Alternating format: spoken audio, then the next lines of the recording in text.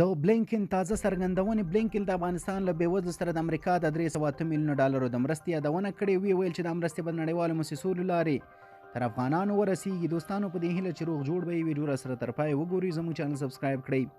بلینکن، ګریفټس او مورټ څنګه اړمنو افغانانو سره د مرستې بهیر چټک کړي. د امریکا د بهرنیو چارو د وزارت په خبرپاڼه کې راغلي دي چې انټونی بلینکن پرون سه شنبه د مرغومي په 28مه د بشري مرستو په برخه کې د ملګرو ملتونو د سرمنشي مرستیال مارټن ګریفټس سره او د سره صلیب د نړیوالې کمیټې له رئیس پیټر مورټ سره د ویډیو کانفرنس لارې په دې اړه خبرې کړې دي چې څرنګه له اړمنو افغانانو سره د مرستې بهیر ګرنډی کړی شي. بلینکن د افغانستان له بېوزلو د امریکا د 308 میلیونو ډالرو د مرستې یادونه ویل چې دا مرستې به د نړیوالو مسؤلو لارې تر ټولو خوارو خلکو ورسیږي. د امریکا د بهرنیو چارو وزیر همداراز د بشري مرستو د خوندیتوب او ملاتړ په اړه د ملګرو ملتونو له مرستیال او د سره صلیب له رئیس سره خبرې وکړې.